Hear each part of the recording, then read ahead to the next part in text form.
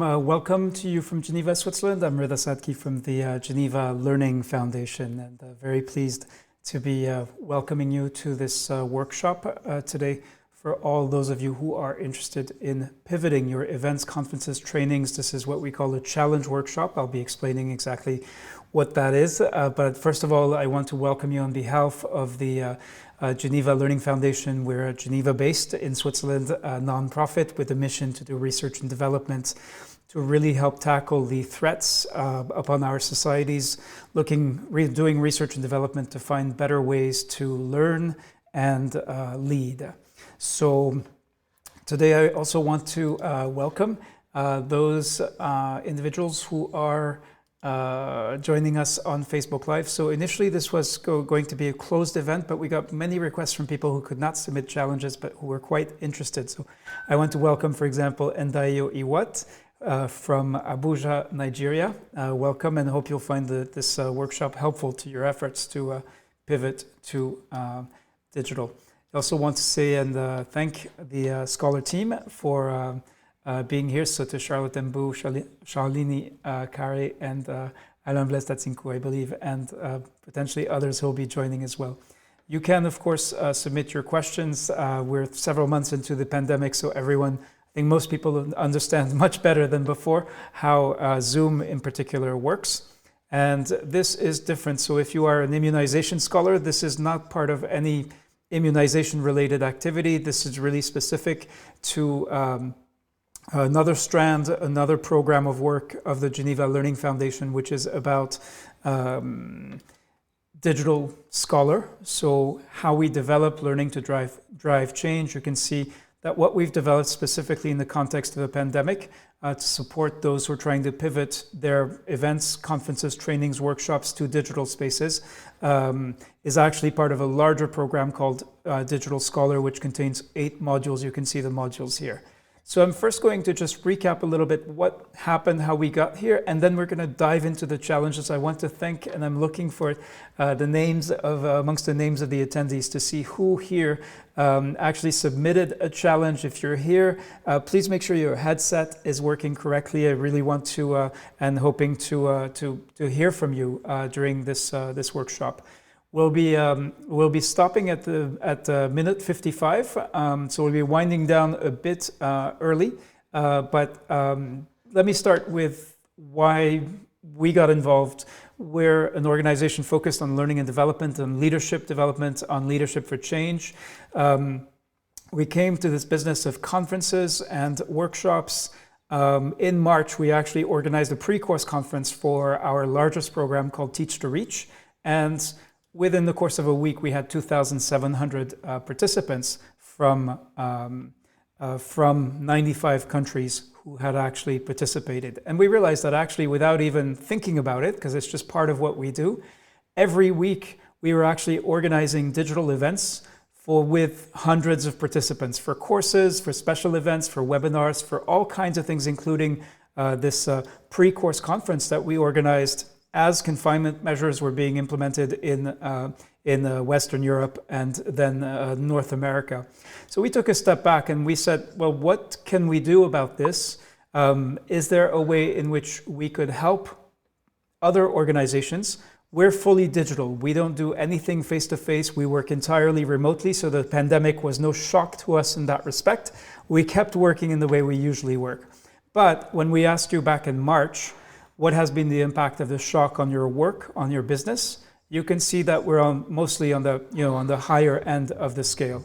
So that was quite a frightening observation and feeling at the time. And we wondered, well, we have this unique know-how to do these fully digital events. Could we teach others to do this? And of course we can. So we organized the Digital Conference Accelerator, and perhaps there are participants who are alumni now of the Accelerator. It's a 4-week program, and I'll be telling you more about it. But first, I want to share with you, back in March, we thought, well, what are the secrets? And if you've watched the Digital Conference special events, you know that I shared 4 secrets, and I'm just going to recap so you can save yourself an hour. I'm going to give you the short version of the 4 secrets. So first of all, it's not about the tools. Now, in the accelerator, we do have, one of the first things we'll do is look at what are your needs, discuss those, and then explore, what are the tools that are likely to match those needs. Whatever you're trying to recreate and whatever you might want to augment, though it's not going to be about the tools. Once you've figured out what you need to purchase and where you need to invest, then it's really going to be about the facilitation, much more than it is the process and how you sort of create engagement and enthusiasm. And in fact, many of you asked that question, wrote that, described that as your main challenge. Apologies if this is a bit tedious for people who've watched the special event. Number 2 is just realizing being humble. It was a humbling moment, I think, and realizing that if all of a sudden your senior management is asking you to pivot what you're doing, your work to digital, you probably did not have in February or March the capabilities that you needed to do so. And so figuring out where those capabilities are, is just really one of the secrets, one of the keys. Third, you have to question your own assumptions. Think about, face-to-face physical experience is 24 hours a day, 7 days a week. So the change process that's involved, it's not about starting to do your meetings or your trainings using Zoom. That's one step. That's related to the structure of the platform, but that is only the beginning of the journey to find out not only what you can replicate, because you might end up getting frustrated if that's what you do, but actually to really take on the challenge of augmenting your work through this. Now, secret number 4 was actually, and this is how we came to launch the Digital Conference Accelerator. We said, basically, we have a method. We figured out how to take apart, like your training, your conference, whatever you had planned that got disrupted by COVID, and actually reverse engineer that, unpack structure and culture, and then you can actually do that, and you can do it quickly because many people were in a hurry and were tasked with pivoting, in some cases, international organizations that had legal obligations. So we asked, how long will the shock last? And that's still an unknown. There's still a lot of uncertainty. But we felt that over time, we thought maybe that the Digital Conference Accelerator would be a short-term project. We would do one for 4 weeks and that would be it. We're surprised by the response and the high level of interest. And we've now worked with international organizations, universities, independent freelance trainers, NGOs, all kinds of organizations and individuals. It's been super interesting and we've learned a lot ourselves. And so I wanted to make sure that we would do an event in which we could help with some of the challenges that some of you are facing today. And that's what we're going to do within a few minutes. This, again, revisiting what we said in March, we split up like the issues into structure and culture. And I'm not going to belabor this. There is a full 1-hour event that you can go and register for and watch and download the full slide deck and so on. But when we broke it down, these were some of the elements of structure that came out from what participants told us. So again, we really work in using these generative methods where you'll see much of the content of this workshop is going to be about the challenges that you submitted. In fact, I want to thank those of you who submitted the challenge and say, we got so many challenges. We sifted through them. I'll tell you exactly how many that we're not going to be able to. We tried to sort of group them and find the patterns, and we'll be looking at a couple. Especially if you are in the room and you submitted the challenge, then we definitely will be trying to look at your challenge. Now, when we asked you, we've looked at structure, but when we asked you what was the real problem, what you believe was the most difficult aspect of a physical conference to recreate in a digital space, this is what you told us. And you can see it's all about what we call culture, and that has a lot to do with leading change, but that lack of informal spaces, social space, and so on, nonverbal language. And when we broke it down, these are the bullet points, sort of a summary and conclusions from the first Digital Conference special event that we held for structure and for culture. And this is not all encompassing. This is based on what participants in March told us. This was close to 700 people, I believe. So with this challenge workshop, what we're doing is quite different. All right. What we're doing is we asked you if you had participated or registered for the special event for Digital Conference, we asked you 10 questions. And so we knew that was kind of a barrier to entry. If you didn't put in the effort, you would not be You probably did not have an urgent need. And these are how we sort of grouped more than 30 challenges that we received. So we felt that was, you could see there's a lot there. I'm going to try to get through as much of it as I possibly can.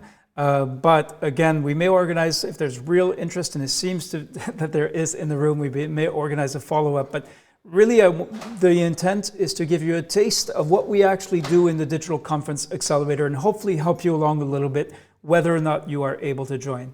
So first of all, we have the digital divide, and in a way, the people who authored these challenges may be the least likely to be in the room. I do see George Fenton is in the room. So George, I'm going to ask to unmute you and just give me a second to work through to just briefly summarize the other challenges.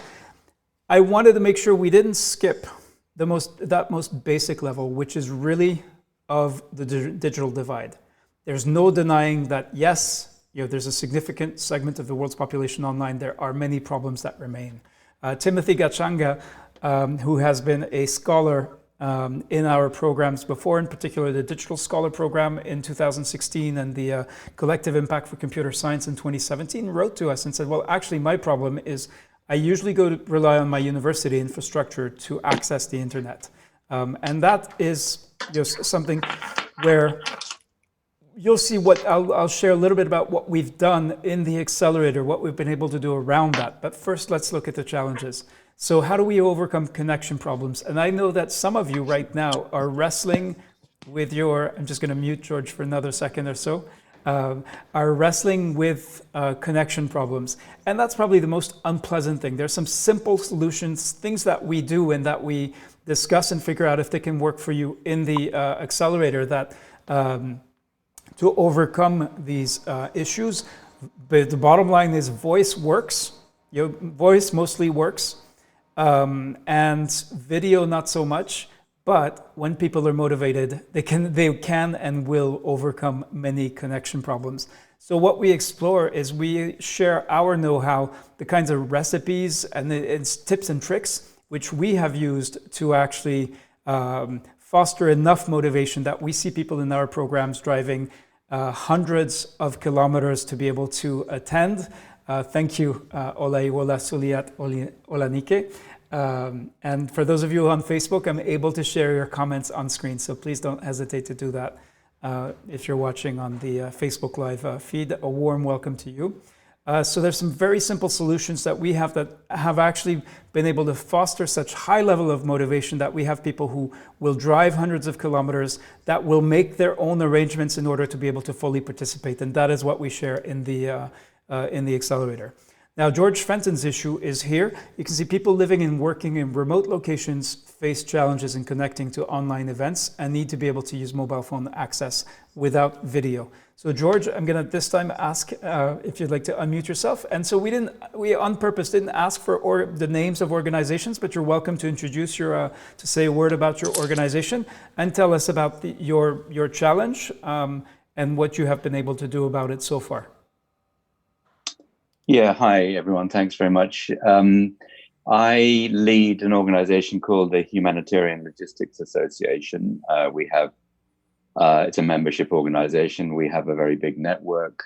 Many of our members are based in Africa. And of course, one of the key challenges is making sure that we can have as much participation as possible in some of the events that we organize.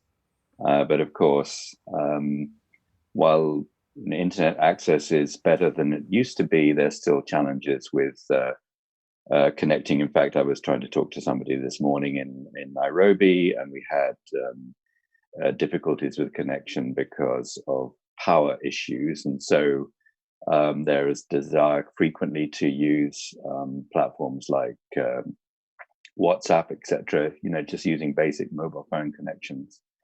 And so I just wondered if you had any suggestions, advice around how best to manage events just using basic mobile phones.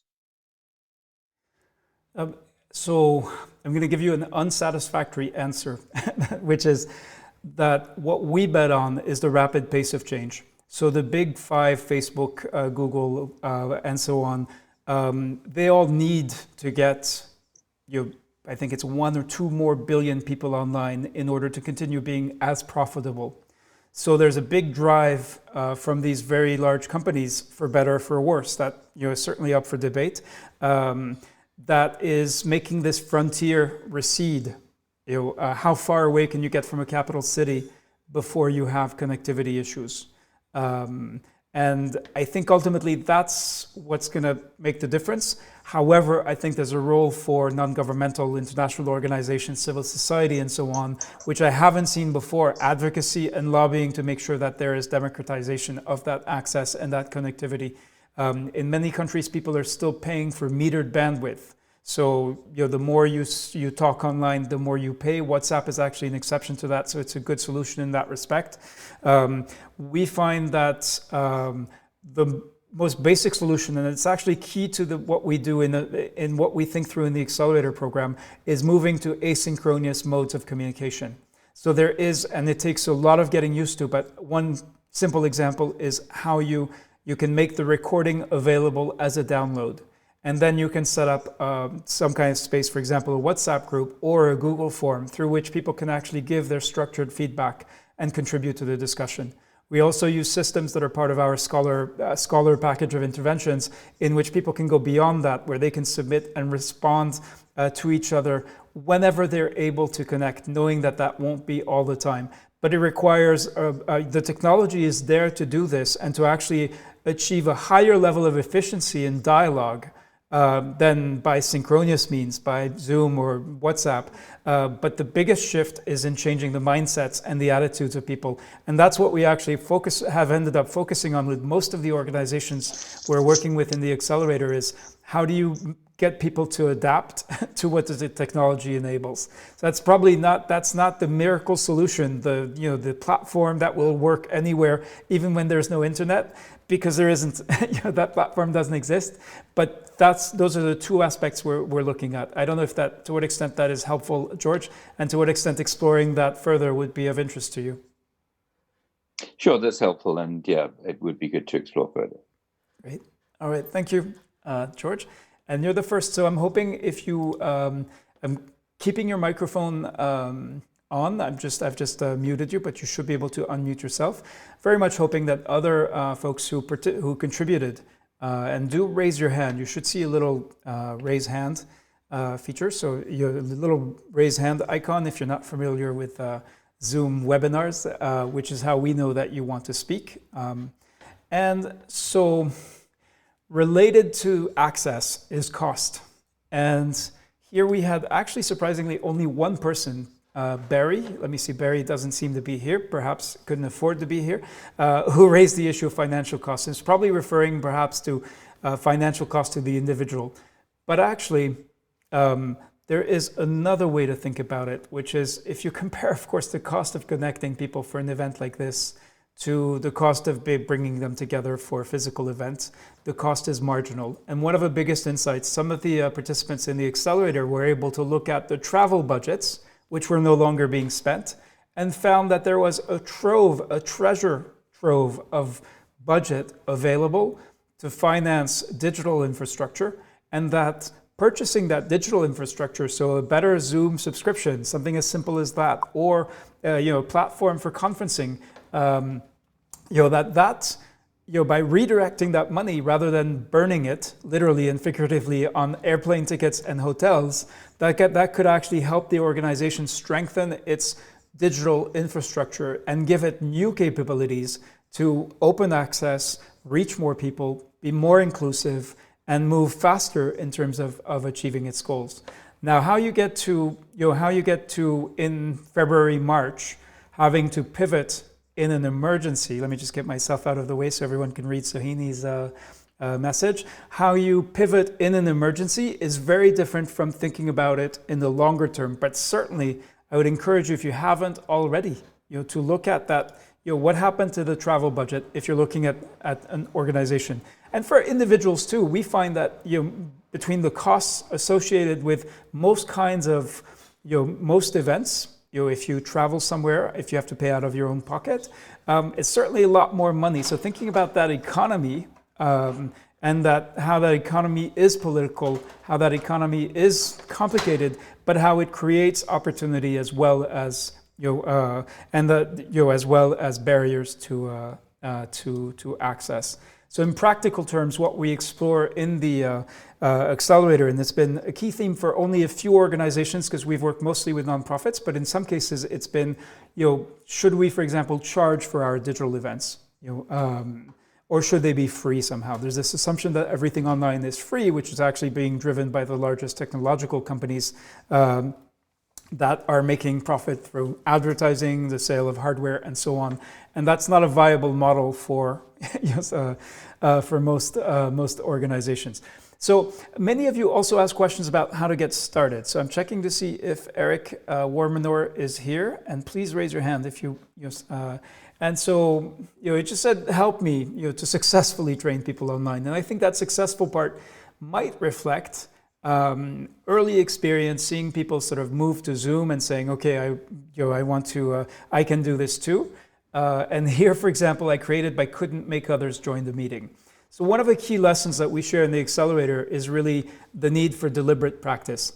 This is new. The assumption, for example, that people can just learn to use Microsoft Word or just inherently know how to use it, obviously is not true.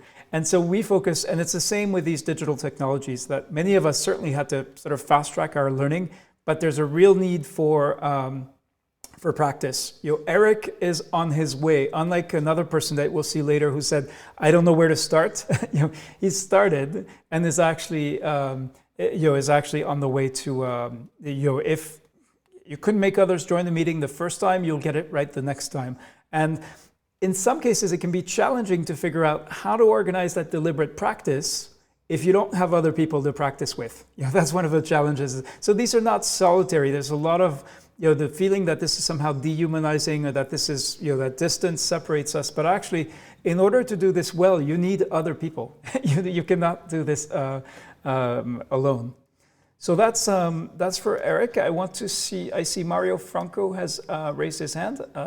Mario, would you like to go ahead? I've asked you to unmute. I'm hoping that you'll be able to do so without any problems. Okay, you're not unmuting yet, but your hand is raised.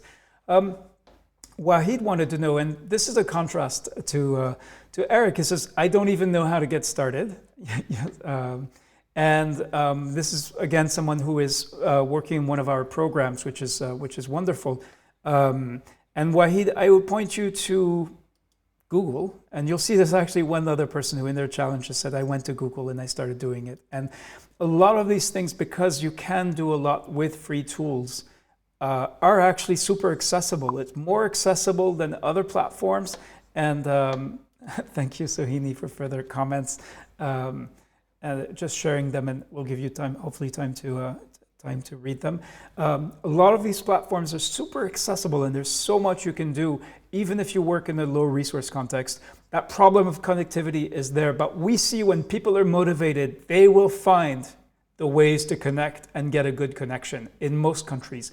As George said, it really is the remote areas, and there I think it's about civil society action that can actually change things in the right direction, because certainly the giants of the internet want and need to get a large number of people connected.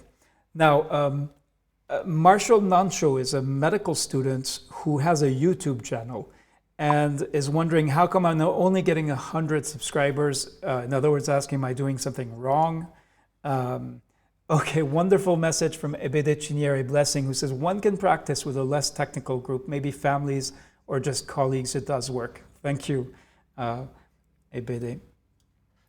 And yes, Chika Ofor in Zoom points out that there are free tools, but you need internet connection, which is not cheap. And that's a battle worth fighting for. But that shouldn't sort of devalue the tools that are there. And again, when people want what we have seen consistently is if you can connect with the motivation, the intrinsic motivation that people have, if you're actually helping them solve a problem, not just attend a webinar, then you will see that people tend to follow. For Marshall, I would say that there's a kind of illusion. You see people with like a YouTube channel that will have, you know, millions of followers. In most cases, those were started a while back. And again, the internet giants have done it so that it's really difficult to do now. You know, and if you want subscribers, you have to pay for them. So while they make it really difficult, it is much more difficult than in the past, but it is not impossible. And I would say that relying on Yosa, there's still amazing opportunities again for Marshall to, at some point, break through in a useful way to contribute his medical knowledge to the in new ways. But it's kind of like entrepreneurship. You know, for every entrepreneur that makes it or that succeeds in some way, the economy of the internet is set up so that there are so many people who try and very few who actually make it. So what that has to do with the Digital Conference Accelerator is we can help you with our experience, our know-how, figure out what is likely to work, how to connect with that intrinsic motivation, and what difference that is likely to make.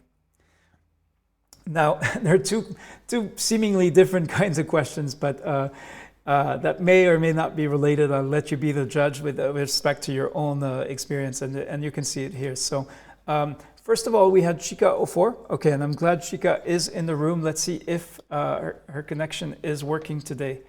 Chika, are you able to speak to us? Yeah, yes. Right. Can you hear me? Yes, loud and clear. Okay. Can you tell us about your challenge, please? Yes, the challenge, like what I said, is the costs of using the digital tools. Like now, if you want to use WhatsApp, which is the easiest form of digital tools we can use in the community, because that is what is readily available and that is easy to manipulate. The problem we have is the cost, because at the end of the day, you need a minimum of at least 500 naira or 200 naira, which is less than $1 though, for you to be able to connect that will last you 1 or 2 weeks. And that vis-a-vis buying food for the family, so it's difficult to convince, except you're going to buy the internet connection for them, for me. So that is where the problem is. Apart from that, they're willing, especially the women, they're willing to work with you, but it's not sustainable for you to pay for this digitalization, for this digital connection. That's where my problem is. So every time the women have to use it, we have to pay, give them money to do that. How sustainable is that? So that's where my problem is. Right, I understand that, Chika. So this is a training context. What we look at in the accelerator is really through the angle of, if you have to change from doing things face-to-face to doing things using digital tools.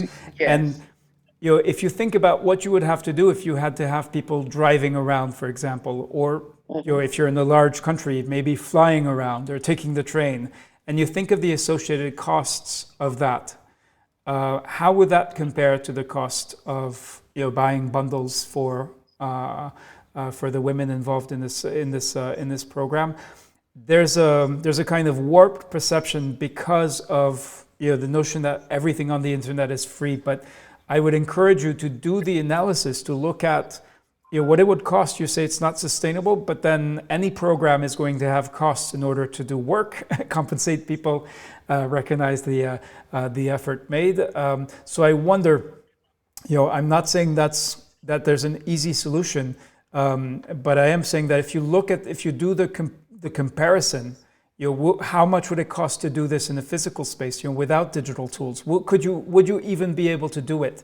And then you might have an argument to take to a partner or a donor or your organization's leadership to advocate for this. I highlighted in red the human angle and use of peers as reminders and information pool, because I think that there you are totally on the right track. As I said, and it's one of the key lessons for us is that when people they see the benefit for themselves. Now, it could be the crass benefit in terms of career benefit or material benefit, or it may be because they're altruistic and they really enjoy participating. What we do in the accelerator is we help participants do the analysis to sort of break down what is going to motivate people so that they will say, of course, we do not want people who are not going to eat in order to connect. But once you get beyond that basic survival stage, if you can resolve that, then, in terms of the economy of your choices, what are you going to consume? Then then we're talking. Then we can reasonably talk about the role of motivation. Okay, thank you. Thank you, Chika. Yeah. Now, William, let me see if there's a William in here. Okay, I don't see William here, but how do I engage technophobes? And specifically referring to seniors and clergy who want in-person, not digital.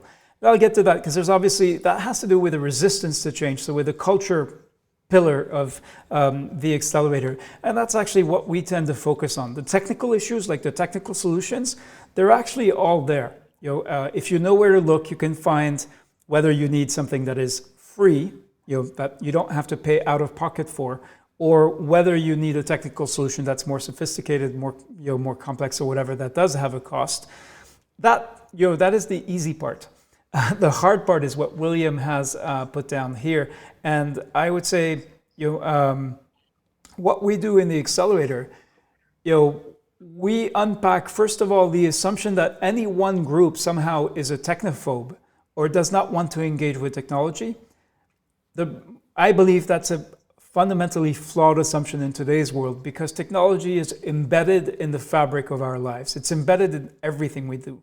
So I'm sure that these seniors and clergy are actually just deeply embedded in digital stuff. That the clergy, the priest or pastor sends emails, uses a mobile phone. The same with the seniors, that they do FaceTime calls if with children and grandchildren. So often people.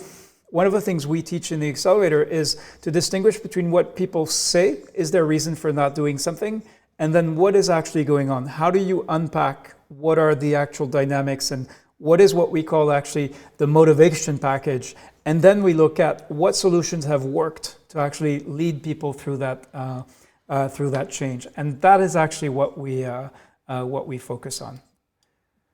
So one person asked, about assessing performance in a digital space, and that is Emma Lacey, who gave us, I think, who gets the prize for the most comprehensive. Let me see. Yes, and I'm very pleased to see that she is in the room. So let me let's hear Emma. Emma, are you able to unmute? You should be seeing a prompt to do so.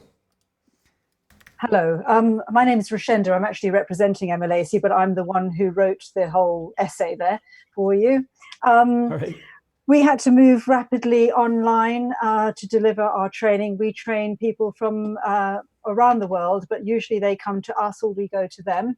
And we're doing a lot of teacher training. And a lot of the sessions end up with a teaching practice session, which is where the techniques, etc., are assessed through micro-teaching.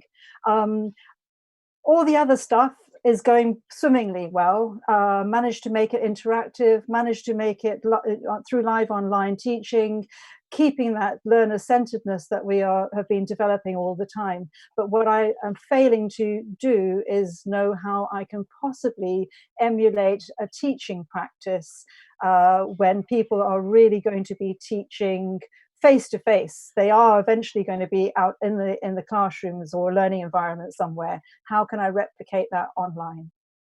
Yeah. So there's another great question about sort of motor skills. If you're teaching something that involves motor skills. And it's true, just as an aside, for those of you who are pivoting conferences or workshops, most of the challenges submitted were focused on training. It probably has to do with our core audience, but so I do want to tackle this one. So I guess one harsh way to answer is you can't, or you won't be able to right away. But yes, having said that, yes. So in general, the idea that you can, physical space has severe limitations, but it has benefits that we're intimately familiar with. And so if you've developed a solid, robust, teacher training program, it probably uses in the best possible ways everything that you can do in a physical space, and it corresponds perfectly to what you expect then trainees to actually do. So you can replicate the experience, put them in situations, model the behaviors and so on. Mm-hmm.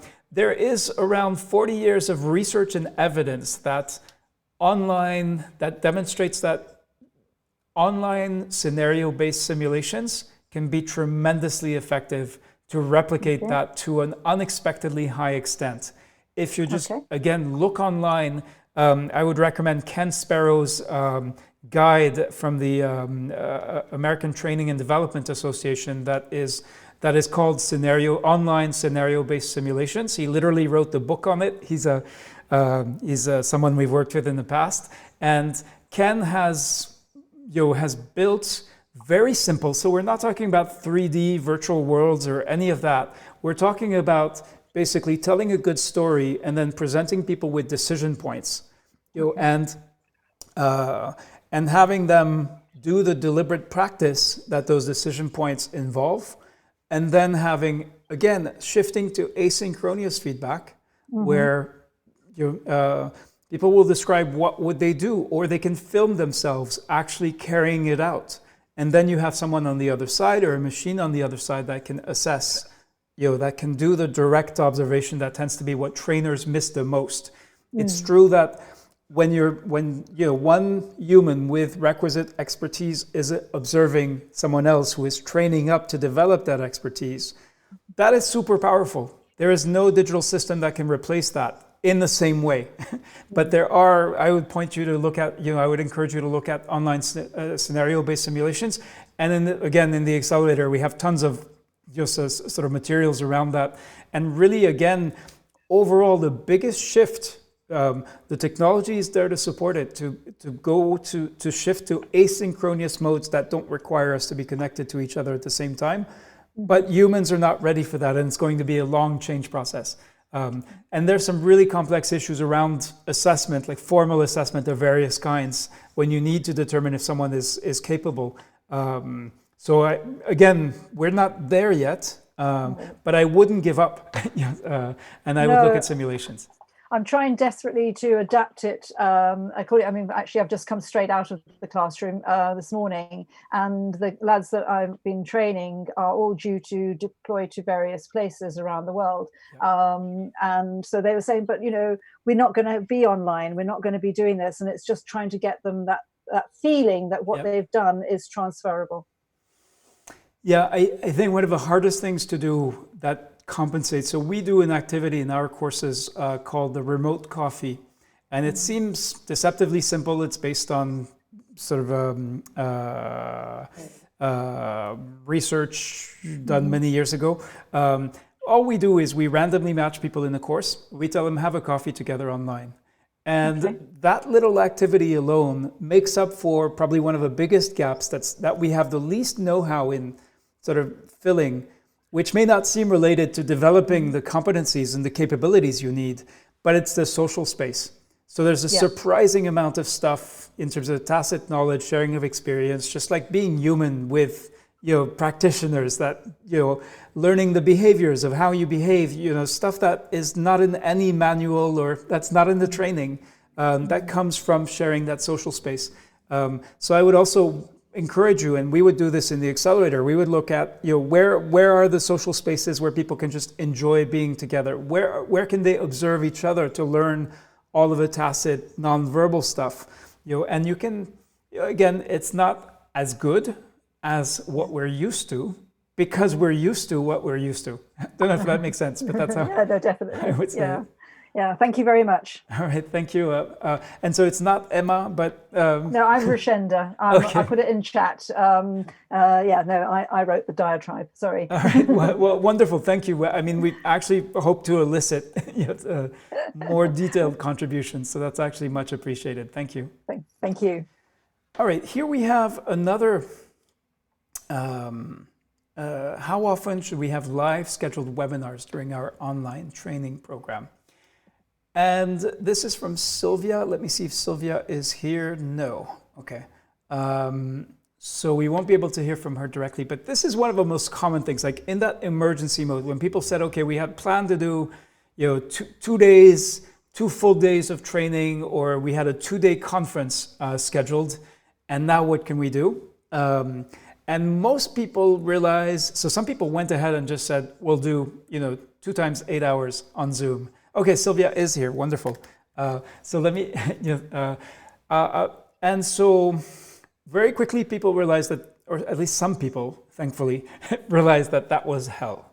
A lot of the talk about Zoom fatigue has to do with sort of not understanding that in that, like defying distance, sort of enabling communication through technology has different dynamics. And so I understand that question as being about that, and we have some very simple answers to that. But I would say that the simplest answer I can give is actually just to say probably a lot less often than you think. But let's go to Sylvia, and thank you for being here, Sylvia, and for having submitted a great challenge. Okay. Oh, can you hear me? Loud and clear. Okay. Yeah, no, it was just literally, as you were saying, we converted for the first time a 5-day face-to-face course into an online program training running over 4 weeks. And we were kind of thinking it would be good to have like a scheduled webinar once a week with our group of participants. These are international participants in international development from all over the world. And so we were meeting once a week live for like an hour and a half. And the general feedback was that maybe people would have wanted to meet more. In fact, what we did was also not just have meetings with ourselves as facilitators, but we had a lot of buddy meetings and peer meetings, so sub-meetings in a way, which in a way is a bit like your, when you're talking about this asynchronous, which is a really interesting concept. Things were happening outside of, the remit. But I suppose my question is realizing that we want people to be in touch with us and with each other. And at the same time, of course, they're being overwhelmed and zoomed out, at least for the time being. So how to balance that? And here you just said just before that less, almost have an expectation that it should be less than we think. Absolutely. So that's interesting because we had a bit of a request. Some people wanted more. Nobody said they wanted less. Some people wanted more. Our experience is that we have successfully moved from like 60-minute discussion group formats, where there's supposed to be dialogue. We've completely eliminated any kind of lecture that can be moved to a recorded video or text. Yes. We've actually, we find that typically in 30 minutes we can do as much as we do in 60, and it's mostly convention that keeps us. Like, it would be kind of jarring. The change in format and process would be kind of a shock if we did everything in the 30-minute format, but we know it works. So it's more about helping humans adapt to a new format. I'm actually thinking that we might experiment with 15-minute sessions. And if you think about time being the most precious resource for most people, like especially if they're busy professionals and they're in an online training program, if the assumption is that, that's one of the big distinguishing features, is that with most kinds of face-to-face training, everybody accepts and understands that if you have a 5-day training, for those 5 days you're not doing your work, or you're doing less work than usual, at least. With digital, one of the hardest things is, we want to be able to embed things into the daily lives of people, and so 90 minutes, think about, what we would do in the accelerator is we would look at together, like, your group. What do they do in their daily lives that, like, where they spend 90 minutes and they don't do anything else? And then the demand from learners, so this is specifically in a training context, to always ask for more, and yet when you evaluate or you ask for feedback, what are the biggest challenges you're facing? It's time, not having enough time.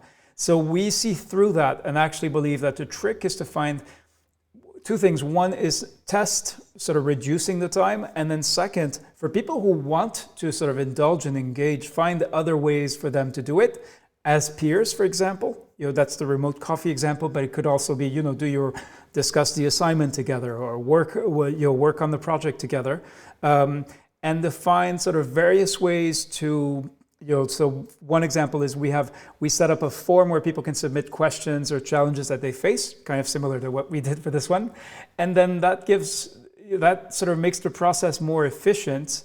We have all of the inputs beforehand. We've reviewed and thought about them from our side. And so we come into, all of a sudden in 30 minutes, you can do what would have usually required 90 minutes, and to sort of be stretched out, because you'd first have to make sense of what's happening, you would have to understand, you would have to think about it, discuss, respond. So there are many ways to sort of cut through, sort of just, the hardest part is abandoning the sense of the security of convention, of like, what you know, what is familiar to yourself, what is familiar to others. That's the hardest part. And so maybe introducing it as like, well, let's experiment. But I wouldn't buy that. What we've done too is we've actually put in the feedback form, put both questions. Would you like more webinars? And then, are you short on time this week? And then we've actually, in some cases, it's a process of demonstrating to learners that there's a contradiction there and involving them. If the course has a participatory methodology, which ours do, then we would look at, like how, how do you propose we reconcile this? What's actually going on? Sort of unpacking that would be so that would be one of the suggestions. Okay, no, thank you. No, that all makes sense. It's cool. Thanks. All right, thank you, Sylvia. Yeah. Great challenge. All right, so we have many more, as you can see, many more challenges. We're at the 45-minute mark. I think I'm going to ask you, so I'm going to give the group a choice. If you would like to, so here we have, how can I recreate what I miss about face-to-face? Some ways we've already talked a little bit about that. And then the actual how, like how do we actually do it, pivot training to digital. So if I'd like to ask you to go into the chat, and if you'd like to hear about recreating what I miss about face-to-face, if you can type out nostalgia into the chat, that will let me know that is what you'd like us to focus on. And if you'd like to talk about the practical aspects of pivoting to digital, type pivot. So if you'd like to go into the chat and type pivot, if you'd like me to spend the last 10 minutes or last 5 minutes on pivoting, and and type nostalgia. Okay, Sylvia for pivot. We have another pivot from Vidisha. All right, Emma, okay, pivot. All right, she can be pivot. Okay. I guess I probably biased it by calling it nostalgia, but the main point is, just to summarize quickly, is, and this is from my talk in March, is don't underestimate like how deeply embedded we are in certain ways of doing things and how difficult it's going to be to change, but absolutely worth trying. If you can negotiate and really lead that change, you will find that is the door that will let you into actually not just replicating your event, even if you could, but actually augmenting and doing more than you thought possible in the digital space. Now, let's look at a few examples from how we pivot. A reminder here also from the March event is just, we think it's actually a digital dualism, a false dualism to oppose online and offline. It actually really annoys me when people talk about sort of virtual training as if it was not real. Facebook is real life. You can see it, this particular political moment, it makes it more obvious than perhaps in the past. So there's nothing not real, which is one of the definitions of virtual. And I would encourage you to think about that, how that works. Let me see if there's someone. So Amadou Barry is not here. Is Mariam Bello is not here. This feels like taking a roll call. And Julia Garcia, so Gozelle Balteva. Okay, yeah, all right. So we can talk about the how aspects rather than the sort of principle. If Gozelle Balteva, if you would like to unmute yourself, we'd love to hear from you. And we have very little time, so I'm going to ask you to be concise. I would ask you, first, if you could introduce yourself and tell us what is the biggest burning problem that you face. Yes, hi, do you hear me? Loud and clear. Well, thanks for organizing this, first of all. And my question is, I'm usually organizing a face-to-face 3 days conference, gathering experts around the HR and people management issues. And this year we have decided to take it online. And my challenge, or my biggest challenge, was how to make and advertise or market a program that is, convening a message of compassion and, not to make it an 8-hour program per day. So that's, I figured out that I have to do it shorter. But my challenge was how do I mix, and what kind of tools can I use to mix keynotes, presentations, maybe to throw in some workshops. How do I, with the limited resources that my organization has, how do I, organize this practically, with breakout rooms and things. So I'm a bit kind of lost, because I think because I've never done it before, and I'm also, I think, anxious of wanting to have the same success as in previous years. So I'm just, I really don't know where, as someone, I think of participants, like where to how start. do I start, and how do I get like a good program that is meaningful and attractive? Yeah. So my first question would be, yes. Unfortunately, we no longer have time to discuss for fuller discussion. Would be, how much time do you have to pivot? In March and in February, people were really like, there was an emergency. So a lot of what they did was, sort of transposing. Let's see how much, let's just do everything we were planning to do over the 3 days. If I you have time. Okay. It's end of October. Okay, great. So if you have more time than that, then I would say the only, that there is so much that you can do. And it's really a question, the key question is actually, how much change are your participants and your senior management, able to accept? Yes. So we're working, for example, on a workshop on developing competencies. And it's going to be a fairly small affair, and with people who all have some training expertise. And I've basically made the argument that by doing everything digitally, we'll be able to do more than we originally had aimed for, and by changing the methods, by using some of the latest tools, we would be able to multiply the efficiency. So do more faster, take less time, and deliver better results, have better learning outcomes. But we may not be able to do all those things, primarily because some members of the group may not be ready for it. And I think that's okay. You have to measure, your context. So what we do in the accelerator is we look at together that context, we help you unpack it and make sense of it and see, like, what are the dynamics, how much, and we'll show you the tools and how you can achieve that, sort of multiply that efficiency and effectiveness very quickly. And, in the accelerator, everybody gets to practice, like, what, the new tools that they choose to use. But then the real cursor is going to be set by, like, how, what's your organization and what are your trainees and what are you ready for? So that would be, so the dynamic and creative, I think I would stay away from gimmicks. So that's maybe a personal preference, but it's like in training, you always have trainers who are really into icebreakers, and some of those are wonderful, but once you've done them a couple of times, they can be super tedious as well. It really depends. It's a personal thing. And I see some people who say, well, to make it dynamic and creative, you need to have a whiteboard, and then you need to use this gizmo and that gadget.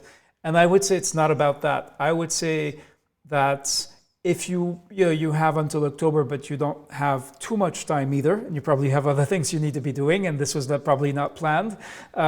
So I would say, look at also what are the core strengths, like what makes this program in a face-to-face context dynamic and creative, and then sort of checklist, like, what can we do? This works, this doesn't work, but then also question your assumptions about what is likely to work. And that's the guided process that we go through in the accelerator. And again, we do it very quickly. We do it, so basically within 10 days, you'll have a plan that you can share, whether it's for yourself, whether it's for your trainees, for your senior management, that in which you'll have identified what those, how you're actually going to, what are the steps, and what's the right, how much change you think you can actually stomach. Thank you. That's very helpful. Thank you. All right. Thank you, Gosel. All right.